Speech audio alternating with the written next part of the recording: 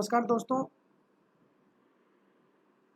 आज 20 मई 2020 को government section 269 SU of income tax act 1961 में क्लेरिफिकेशन लेके आई है। दोस्तों 269 एसयू क्या बोलता है, पहले हम उसके बारे में बात करते हैं दोस्तों कि 269 एसयू है क्या, उसमें क्या अमेंडमेंट लेके आई है, क्या क्लेरिफिकेशन लेके आई है, और हम साथ में ये भी बात करेंगे कि उस क्लेरिफिकेशन की ज़रूरत क्यों पड़ी। सबसे पहले देखते हैं दोस्तों 269 एसयू जो कि गवर्नमेंट ने 1/11/2019 1 नवंबर 2019 से इंसर्ट किया, वो एप्लीकेबल था 1 नवंबर 2019 से। ये सेक्शन क्या बोलता था दोस्तों कि आपको इलेक्ट्रॉनिक मोड में पेमेंट रिसीव करना होगा। एक बार सेक्शन की रीडिंग करते अपन। Every person carrying on business shall provide facility for effective payment through prescribed electronic modes in addition to the facility for other electronic modes of payment if any being provided by such person if his total sales turnover gross receipt as the case may be in business exceeds 50 crore rupees during the immediately preceding previous year। मतलब अगर आप एक businessman हो, कोई business run कर रहे हो, पिछले साल इमीडिएटली प्रीसीडिंग ईयर में आपका टर्नओवर 50 करोड़ से ज़्यादा था, तो आपको करंट ईयर में क्या करना है, आपको करंट ईयर में इलेक्ट्रॉनिक मोड्स प्रेस्क्राइब करने हैं पेमेंट रिसीव करने के लिए। कौन से इलेक्ट्रॉनिक मोड? जो इलेक्ट्रॉनिक्स मोड आप ऑलरेडी यूज़ कर रहे हो लाइक एनईएफटी, आरटीजीएस, उसके अलावा कुछ और इलेक्ट्रॉनिक मोड्स हम आपको बताएंगे। वो भी इलेक्ट्रॉनिक मोड्स आपको अपने कस्टमर्स को उसकी फैसिलिटी प्रोवाइड करानी रहेगी कि आप हम इन पर्टिकुलर इलेक्ट्रॉनिक मोड्स से भी पेमेंट रिसीव करते हैं। इस चीज़ की फैसिलिटी आपको आपके कस्टमर को देनी रहेगी। उसके बाद एक नोटिफिकेशन आया 30 दिसंबर 2019 को दोस्तों। उस नोटिफिकेशन में उन्होंने बताया कि वो प्रेस्क्राइब्ड इलेक्ट्रॉनिक मोड कौन कौन से होंगे। जो हमने 269 एसयू में आपको प्रेस्क्राइब मोड्स की बात करी, उन्होंने प्रेस्क्राइब मोड्स बताए। लास्ट में 3 लाइंस देखिए, जो प्रेस्क्राइब मोड्स इन्होंने बताए हैं वो बताए कि आप जिन मोड्स में ऑलरेडी ले रहे हो उनके अलावा कौन कौन से होंगे। डेबिट कार्ड पावर्ड बाई रुपए, जो आपके डेबिट्स कार्ड है। दूसरा यूपीआई और भीम यूपीआई, जो हम सब अभी आजकल यूज़ कर रहे हैं छोटे मोटे पेमेंट्स के लिए भी।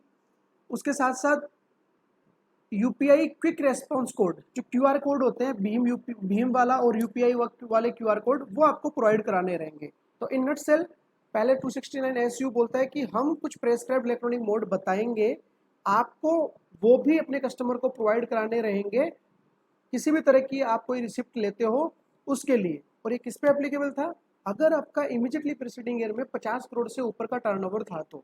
फिर ये नोटिफिकेशन लेके आए। नोटिफिकेशन में उन्होंने वो प्रेस्क्राइब्ड मोड्स बता दिए तीनों।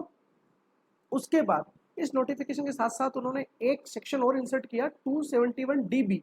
उसमें बोला कि अगर आप 269 एसयू को कंप्लाई नहीं करोगे, मतलब कि अगर आप वो प्रेस्क्राइब मोड्स प्रोवाइड नहीं कराओगे, तो हम आप पे पर डे की 5,000 की पेनल्टी भी लगा सकते हैं।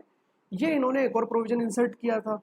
अब दोस्तों इन्होंने एक सर्कुलर इशू किया है, सर्कुलर नंबर 12/2020, 20 मई 2020 को इन्होंने ये सर्कुलर इशू किया है 269 एसयू के जो प्रेस्क्राइब मोड्स थे उन पे क्लेरिफिकेशन देते हुए।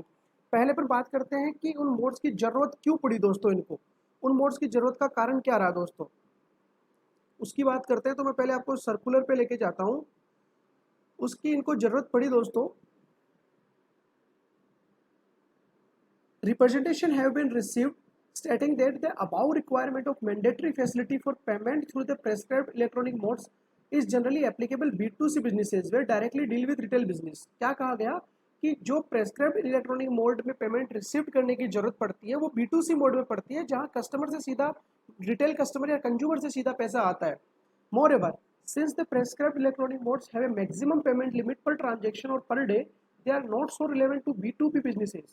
फिर आगे क्या कहा गया कि B2B बिजनेस के केसेस में क्या होता है, और साथ हमें एक बड़ा अमाउंट रिसीव होता है बहुत बार, जो कि आपने जो प्रेस्क्राइब्ड लिमिट्स बताई है यूपीआई वाली, डेबिट कार्ड वाली, उनमें इतनी लिमिट नहीं होती है कि वो बड़ी मात्रा में अमाउंट एक साथ ले सके। उनकी लिमिट डिसाइड रहती है, उस पर्टिकुलर लिमिट से ज़्यादा वो अमाउंट रिसीव ही नहीं करते हैं। जबकि हमें B2 बिजनेस में बहुत बार बड़ा अमाउंट एक साथ आता है, उस केस में वो तीनों जो आपने मोड बताए हैं वो फेल हो जाते हैं। इस चीज़ को ध्यान में रखते हुए गवर्नमेंट एक क्लेरिफिकेशन लेके आई, और इसकी पैरा नंबर 3 में उन्होंने बोला पैरा नंबर 3 में उन्होंने बोला कि it is here bye clarified that the provision of section 269 SU of the act shall not be applicable, कि 269 SU के प्रोविजन एप्लीकेबल नहीं होंगे। कौन से केस में एप्लीकेबल नहीं होंगे? अगर आप केवल और केवल B2B ट्रांजेक्शन कर रहे हो। आप कौन? जिनका पिछले साल 50 करोड़ से ज़्यादा का टर्नओवर था और आप केवल B2B ट्रांजेक्शन कर रहे हो, और आपकी जो रिसिप्ट है, रिसिप्ट आपकी किसी भी टाइप की हो सकती है, चाहे सेल्स के अगेंस्ट हो, टर्नओवर के अगेंस्ट हो, ग्रॉस रिसिप्ट के अगेंस्ट हो, या और कोई रिसिप्ट हो, वो आपकी रिसिप्ट कम से कम 95% आपकी रिसिप्ट इलेक्ट्रॉनिकली होनी चाहिए, अदर देन कैश होनी चाहिए। अगर 95% से कम है आपकी receipt other than electronic mode, तो आप पे ये सेक्शन तुरंत प्रभाव से लागू हो जाएगा। अगर एक समरी शॉर्टों में बात की जाए कि ये सेक्शन अब कौन से सीसीज पे लगेगा, तो ये section electronic prescribed mode provide कराने की जिम्मेदारी कौन से सीसी पे आएगी? ये उन सीसी पे आएगी जिनका टर्नओवर पिछले साल 50 करोड़ से ज़्यादा था और इस साल उनकी जो कैश रिसिप्ट है वो टोटल रिसिप्ट के 5% से ज़्यादा है।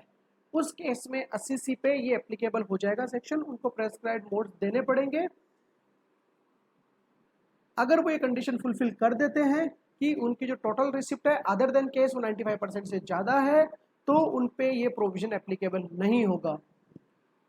अगर आपको ये वीडियो पसंद आई हो, ये प्रोविजन आपको समझ में आया, कोई नई चीज़ की जानकारी मिली हो, तो प्लीज़ हमारा चैनल लाइक करें, सब्सक्राइब करें। हमारी कोशिश रहेगी कि रियल टाइम पे जैसे ही कोई अपडेट आती है हम आप तक उसको पहुंचाएं। थैंक यू सो मच दोस्तों। जय हिंद, जय भारत।